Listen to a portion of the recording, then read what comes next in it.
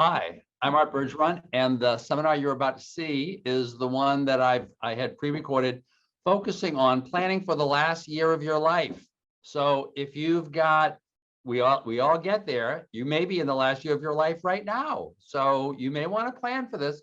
So if you are having some health problems, but even more importantly, if you're not, but you want to make sure there's somebody who can deal with those issues in the event that you, say, have a stroke and you find that the last year of your life you can't be talking to anybody. This is the seminar you really want to watch. So with me is my good friend Laura Stewart to tell you a little bit about what is going on at the Salt Marsh in September. Laura, I know the crowds are starting to slow down. That's good. They are, and the weather's getting a little cooler, so that's good also. Although we haven't slowed down too much here yet. So that's a good thing. That's good. We'd love to have the crowd. So let's see, we are continuing our fitness programs in the morning. We are continuing all of our games in the afternoon. Our congregate lunch is not back yet, but we've been doing a half sandwich and a cup of soup on Tuesdays and Fridays, which is great. We have room for 20 people. We're getting 20 people. It's like Grand Central, so it's perfect. We are also starting in September, our men's breakfast is coming back again. Now that all the visitors are going, people don't have their grandkids here. We're trying to get the guys to come on out and have fun. So we're going to start that the last Thursday in September. It's a Thursday, not a Friday. It used to be Fridays. So give us a call. What else are we doing? We're starting a new game. It's called Rumacube. It's kind of like gin rummy, but with tiles. And that's going to be Monday afternoon. So that's a cool game for your brain, and it's lots of fun. And we're going to start that the 12th of September. And let's see. Oh, we're doing a Planning with Medicare presentation with Bill Rowbottom from Blue Cross Blue Shield. So that is great. He did a Zoom one a couple of months ago, and now he's actually coming to the island to do it in person. So if you have any really specific questions, give us a call, register, come on down. We're doing our Cooking with Alice, which we always do every month. That's the third Tuesday of each month. She's great. You get to have samples of whatever she's cooked. So that's, or not cooked. Last month she did a non-cooking thing because it was so hot. And we have started up a tech clinic again for all seniors who have questions with their iPhones, their iPads, their laptops, whatever they need, they can bring them in. You just stop in the last Thursday of the month from 1 to 2, and we have some people that will answer your questions and help you out. And I think that's kind of it. We are doing, we have our hearing people who come twice a month, and we also have Arthur Bergeron, who does legal services by phone or Zoom once a month. And that's September 7th, which is a Wednesday, 2 o'clock. Give us a call to sign up for anything. And there's it's just a ton of stuff. And what, you know, the tech thing is great. You know, if there are people there who just love helping you figure this out, you know. And, you know, it's not like getting the advice from your high school, you know, grandchild who is always rolling their eyes, you know, while they're talking to you. This person is like a little more sympathetic. Exactly. Right. So those are great programs. So Laura, thank you so much for that summary. If they've got any questions for you, what's the best number? The best number to call is 508-228-4490. We're here Monday through Friday. And if you got any questions on the seminar, my direct line is 508-860-1470. Have a, Laura and everybody else, have a great September. Thank you. Thank you.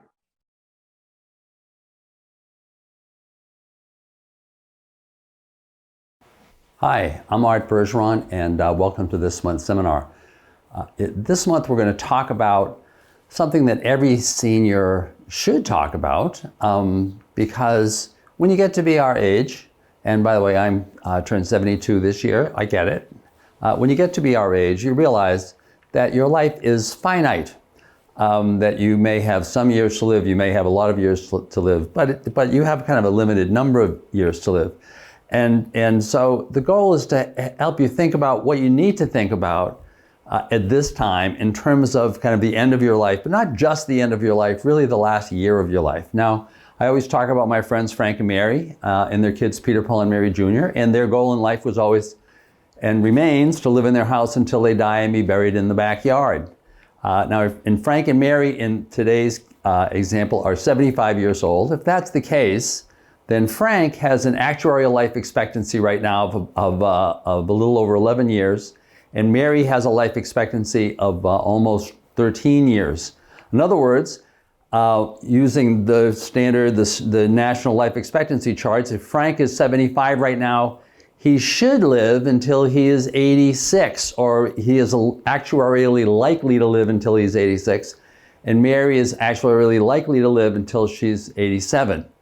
But of course, you know, stuff happens. Frank right now may be living the last year of his life because he could get hit by a truck tomorrow, or Mary could fall into the swimming pool, and then that's that, and then your life is over. So there's always that possibility. Of course, those are really remote possibilities. And of course, as far as Frank and Mary is concerned, if you ask them, well, you know you're going to die. What are you thinking? And they'll really say, well, really, we want to die. We want to both fall asleep in bed and never wake up, And that is, that's what they hope for, or maybe what they pray for. But prayer is kind of not an option, right? That may be what happens, but it is extremely unlikely. So I do nothing but elder law work, and so I deal with a lot of folks who are frail or dying or die. And I actually have, on average, about one of my clients dies about every 2 weeks. I have about 2,000 clients, and they're all seniors. And so, kind of do the math. That means that somebody is going to be dying probably pretty regularly. I have not seen a single person who simply was doing great and healthy and just died in bed. Not in the last year. Maybe over the last 5 years, there was one person who, oh my God, we went to find Ma, and she was feeling great, and all of a sudden she's dead. Well, no, that's not how you die. So I want to talk a little bit about death, about that last year in relation to how you might die. So the most common causes of death are cancer, Alzheimer's disease, heart attacks or strokes, and failure to thrive. What is failure to thrive? If you talk to medical folks, they will tell you that when they're dealing with seniors, for every senior who is not otherwise dying of a specific thing, cancer is killing them, they just had their 5th stroke, the folks at some age will just start breaking down. Things will just stop working as well as they were working before. One thing leads to another. You got one problem that leads to some other problem. You get pneumonia, you come back, you're not feeling great. They refer to that as failure to thrive. It's just kind of a code term for you're probably going to be dying at some time soon. And in the meantime, your body is kind of preparing for that, right? Now, in 3 out of these 4 cases, everything except heart attack and stroke, your death is going to come after some period of time. So there's going to be a period of time where you're going to be experiencing the last year of your life. It used to be, when we were growing up, that in the case of heart attack or stroke, that wasn't the case. Remember we were growing up, you'd hear that someone had a heart attack and they just died, or someone had a stroke and they just died. The statistic is that back in 1970, if you had a heart attack or a stroke, your likelihood of living for more than another couple of weeks was like 33%. Excuse me, your likelihood of dying within the next couple of weeks was 33%. That statistic is now 3%. 3%. Because if you have a stroke or a heart attack, there are EMTs, there's ambulances, there's life flights, there's stents, there's all this stuff that keeps you from dying. Now, you're not going to feel as good as you were before that heart attack or that stroke, chances are, right? You're going to be weakened. And the typical course for folks who have those diseases is they'll have events, they'll recover, but not to the extent they were recovered before, and then they'll have another event, they'll go downhill. So in most cases, the vast majority of cases, you're going to have a period of time before you die where you're going to be frail. And there are different measures of frail. Frail may be bedridden. Frail may be just having trouble getting around, and so you're using a walker all the time and you're needing to sit down more because you're really tired. There are a whole number of things that could define frail, but what I guess I'm suggesting is that you want to be prepared for the possibility that you may become frail. And while you could postpone all of that until later, until you're actually frail. It has been my experience that people who do that find themselves causing themselves and their family a whole lot of stress that really wouldn't have been necessary if they had been paying attention to this stuff or had a sense of this before they got frail. So I want to talk about that. So how can you kind of prepare to be frail? First, you want to kind of know who the potential home care providers may be for you if you get frail. Because if you get frail, it may be that you're going to need somebody to help you out at home. Now, one possibility, and the most common one cited by my clients, is their kids. Oh, my kids are going to help me out. I know they've always told me they're going to help me out. And that's great. And it may be that they will help you out. It has been my experience that typically when you hear those words from kids, you can count on the girls more than the boys, just kind of in general. I have a lot more designated daughters in the world than I have designated sons. Certainly, if you're Frank and Mary, you have vowed you're going to take care of each other, right? Sickness and in health. Except that, remember, Frank and Mary are about the same age. So if one of them is getting sick, there's a really good chance that at that age, the other one isn't feeling so great either. And that even if they're feeling okay, they may not have just the physical strength or the stamina to take care of the other spouse all the time. I always tell my clients, I have many clients who are, for example, taking care of a spouse who has dementia. And I'll always tell these clients, the worst thing that you can do for your husband or your wife is to drop dead, which is what happens. People will not necessarily drop dead as we were talking, but they'll have a heart attack or they'll have a stroke and become really weakened from overexertion taking care of the spouse. So you want to kind of know who those home care providers are in your area so that you'd have a sense of who to call. Second, you want to be kind of looking at your house. Remember, Frank and Mary's goal is to live in their house until they die. But remember, their needs when they're living in that house may change if they start getting frail. The second floor of the house may end up becoming useless if you can't get up the stairs, or if you can get up the stairs, but you're worried that then you might fall down the stairs, right? Remember the washer dryer that's in the basement? No, that's not going to work if you're getting frail. I actually had clients, well, this was an unusual case. I had 2 clients who actually did die within relatively close to each other. One of them basically died falling down the stairs to the basement to go get the laundry, and the other died shortly after also falling down the stairs.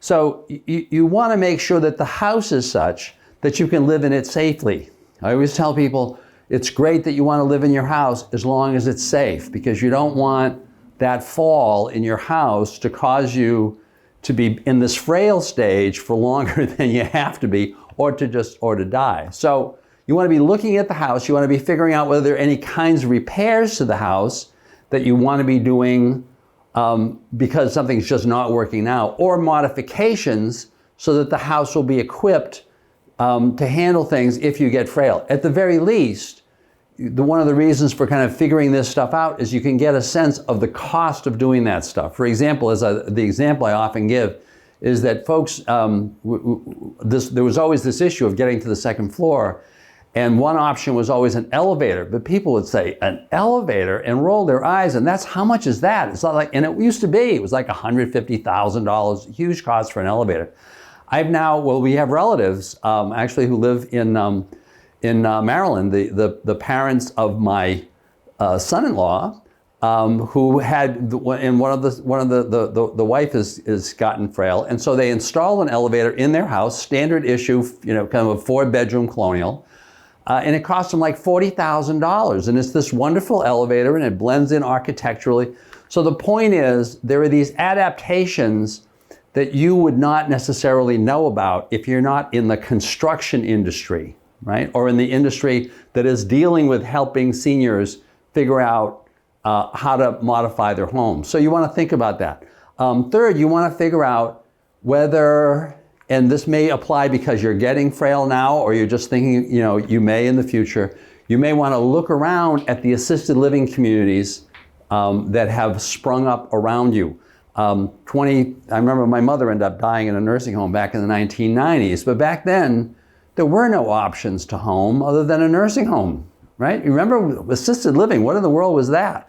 Well, now, I don't want to say that they're everywhere, but there are a lot of assisted living communities in a lot of areas. I know that for my folks who live on Martha's Vineyard and Nantucket, where I do a lot of work, your options on assisted living are more limited unless you're willing to move off the island. There is a wonderful place on Nantucket called Sherburne Commons.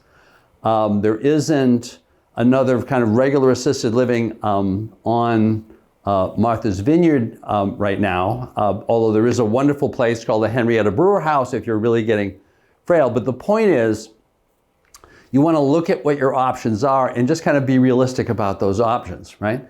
And you want to be thinking, so at that point, is that the point at which you would want to be moving closer to one of your children? Not necessarily in with one of your children if you want to keep your privacy, but in an assisted living community that's closer to one of your children.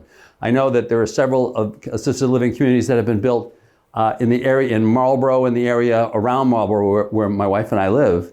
And I know I had actually been involved in the permitting of many of those. And I remember initially the first ones that were proposed, it was assumed that they were all going to be occupied by local folks who just wanted to stay in the community. I know that the statistics actually are that most of these places are occupied primarily by folks who moved into this area to be close to one of their children. So you may want to kind of look at what those options are. And finally, and I know this sounds like not a great time but you may want to look around at the nursing home possibilities, so that if you become frail to the extent that you really can't live safely except in a place where there are nurses available all the time, you want to kind of know what those options are. So you want to kind of figure that out. You want to, and by the way, I'm just going to mention one other thing, which is the hospital. I know many people moved away from this area in their earlier retirement and then moved back because the medical care in this area is so good. And I know even on the islands, even on Nantucket and Martha's Vineyard, I know they kind of, you bemoan the fact that you're in an island and there's only the small hospital, but both hospitals are connected and owned by Mass General Brigham, so that you've got fairly quick access to unbelievably good care. So you want to kind of be figuring that part out. So you want to get that right, and then you want to build your own team. You want to make sure that there are a set of players who can help you figure this out if you're having to go through this. And the three that I would really stress are, first of all, a geriatric care manager. Geriatric care managers, if you've never heard of this term, are folks who typically former nurses or social workers who've decided that that's what they want to do for a living, is help seniors develop and implement care plans. And their job is to help you figure out for yourself and help your family work with you to figure out what you currently need or what you may need in the near future, and then talk to you about what the options are. The great geriatric care manager is the one who is really living in or very close to the community, has dealt with all of the various care professionals, has gone to all the assisted livings, knows the nursing homes, knows the home care agencies, and can make some recommendations regarding what's good and what isn't. So you really want a geriatric care manager. A PCP is really important. Your primary care provider I know the primary care provider role has changed over our lives, certainly, and certainly over the last 20 years, because increasingly the hospitals have become the employers of a lot of doctors. And increasingly doctors have assembled into larger practices. But it would really, I'm sure that you're obviously concerned about this yourself. You really want to be knowing that you have a primary care provider whom you're comfortable with and who is interested in your needs. And if you don't have that, then you may want to move to a different primary care provider. And once again, you don't want to be moving or trying to figure out how to move away from someone with whom you're not comfortable in the middle of an emergency. You want to be dealing with that now. And finally, you probably want to talk to and develop a relationship with an elder law attorney. That doesn't mean spending a boatload of money necessarily on new estate planning documents or any of this other stuff, but it means kind of getting to know somebody who specifically deals with seniors a lot and with the issues that seniors face. Once again, that's the kind of person that you or your spouse or your kids are going to be calling in an emergency. You would ideally like to know that in that emergency, that elder law professional already understands your situation and understands the family dynamic. It's just going to be very, very helpful. So there are players that you need to know. Then you need to know, or you should acquaint yourself with programs that may be relevant to you. And once again, you could wait until you're frail in order to do this, or you could try to familiarize yourself with this ahead of time. There are a lot of programs, but I'm just going to talk about three. One, the so-called 60-day order. Medicare, and specifically Medicare A, which is the piece of Medicare for which there are minimal deductibles, covers a handful of basic services. One of them is the hospital. Another, though, and by the way, Medicare also will cover a short stay in a nursing home. The idea behind Medicare is that it's supposed to help you get better if you're sick. So if you're sick, they're gonna pay for that hospital with some parameters, and then they're going to pay to help you get better if you need to go to a skilled nursing facility in order to get better. So they'll pay for up to 100 days. But in addition to that, there is a benefit of which many people are not aware, through which if your doctor certifies that you are homebound and therefore cannot go to the hospital to get outpatient services, that the doctor, typically in conjunction with the Visiting Nurses Association or the nurse that you've worked with, can prescribe care to you at home. It can be nursing care, it can be physical therapy, occupational therapy. The care that is being provided, because it's being provided through Medicare, has to really have a medical component to it. So this is not a program that would help you if you needed simply home care because you needed help just kind of getting around the house or help with showering or toileting or whatever. But if you need more care than that, especially if you've had one of these medical problems, but not necessarily a problem that caused you to have to go to the hospital, then the doctor can prescribe one of these 60-day plans. These plans, if at the end of 60 days you still need help at the home, the doctor can extend that. So these can be 60-day plans that extend literally infinitely into the future, and can provide not only with physical therapy, occupational therapy, but also durable medical equipment, things that you may need if you are really homebound. The second program, and the program that people so often just close their eyes or turn their heads or, oh, this isn't relevant to me, I'm not about to die, is the hospice program. So Medicare also provides a benefit specifically for people who have decided that they, not necessarily that they're going to die tomorrow, but that the care that they want is care that is going to provide for a better quality of their lives and maximize the quality of their lives, versus care that is being provided to cure you, even if the side effects of that cure is that you're really going to be pretty miserable during the time that they're trying to cure you. So the hospice benefit is a great benefit if you're in that part of your life. Let's talk about the last year of your life, where you're feeling like, I've had cancer, now it's come back. Our doctor is saying there are these aggressive forms of therapy that I can use, but I know what that means. It's nausea and it's weakness. I don't want to go there. In that situation, the hospice benefit is really a terrific benefit. Similarly, if you're failing to thrive, do you really want to be spending the last year of your life mostly in the hospital, or mostly in and out of the hospital, or in the hospital, or in physical therapy and doing stuff? If you know that you're in the last year of your life, that you're not feeling great, that you just want your life to be as good as possible, that's where the hospice benefit can really help you. It can provide for a lot of care at home. in that case, can actually provide some home care, folks. It's a wonderful benefit. It also provides counseling to your family around dealing with any of these issues. So the key to this benefit is it's a Medicare benefit, so you're not paying for it. It's not out of pocket. It's Medicare, so there are no asset restrictions or anything else. And it's available to you if your doctor says that in the normal course of your whatever you have, whether you are failing to thrive or whether you have a particular illness, that in the normal course of things that you may die within the next 6 months. So it's a benefit that is really useful to you in the last year of your life. You should remember, though, you don't have to die in order to get the benefit. You only have to have the doctor say that you may die within the next 6 months. So, and at the end of the 6 months, if you're still alive, that's okay. The doctor can simply extend this, right?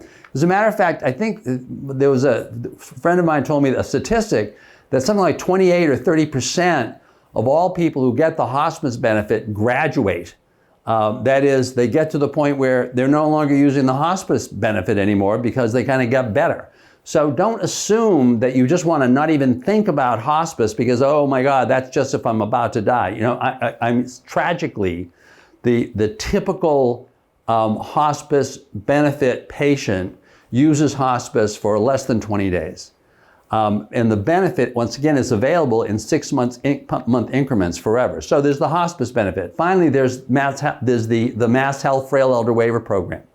Frail Elder Waiver Program is designed if you're Frank or Mary and you want to stay home and you don't want to go to a nursing home and your doctor and the folks at the ASAP, the Aging Services Access Point, which is Bay Path Elder Services or Springwell here in the greater Marlborough area, it is Elder Services of Cape Cod and the Islands on Nantucket and Martha's Vineyard. If in their opinion you can live safely at home, in that case, you can if you qualify for that benefit medically and also financially, you can, Mass Health, the Massachusetts name for the Medicaid program, will provide a lot of care for you at home, as much as 40 hours a week. So it's an ideal benefit for someone who is frail, who has maybe a spouse or kids who are helping out so that they don't need 24-hour care.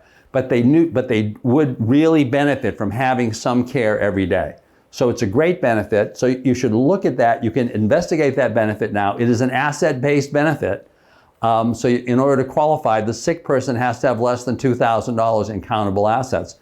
But if you're Frank and Mary, all of the assets can be shifted to the healthy spouse at the last minute before you're qualified.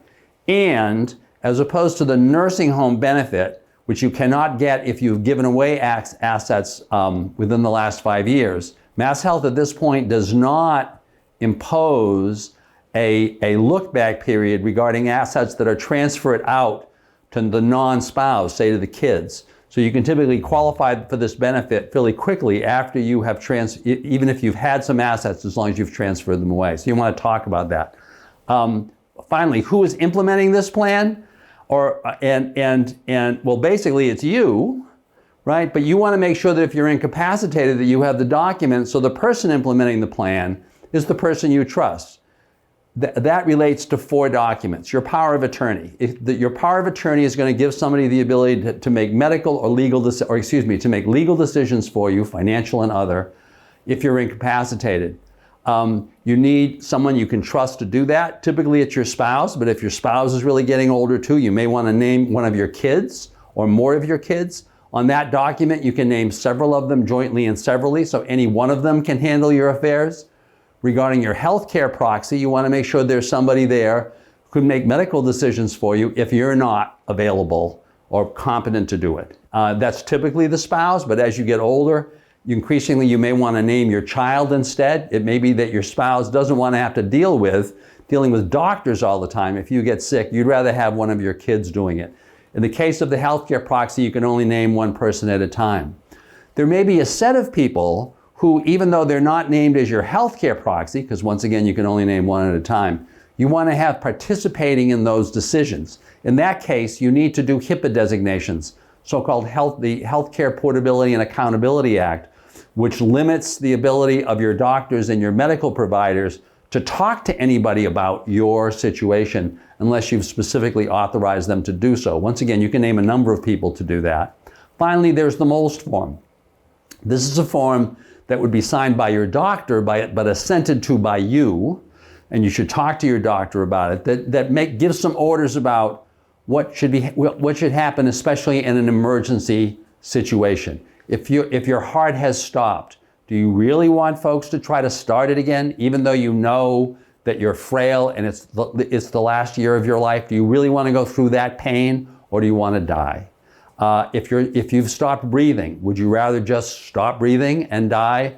Or do you really at that point want the doctors to try to make you start breathing again despite your other conditions? Do you want to die at home? In that case, on that form, the MOLST form, you want to say that you do not want to be transported to a hospital if an EMT or somebody else, some other medical person shows up at your house because you've had an incident. You want to stay at home. So once you've done all that stuff, finally, have the conversation. Have the conversation with the people you've named as your healthcare proxy, as your power of attorney. Talk to folks about how you want to be treated during that last year of your life, because during that time, you may not be competent to make those decisions. So these are the kinds of conversations you want to have ahead of time. The goal of all of this is to help you sleep at night. If you have worries about any of these issues, you should address them. If you want to see this presentation or any of the others that I've done, you can always go to my YouTube channel, Elder Law, Frank and Mary. Thank you very, very much. And please let me know if you have any questions. My direct line is 508-860-1470. Thank you.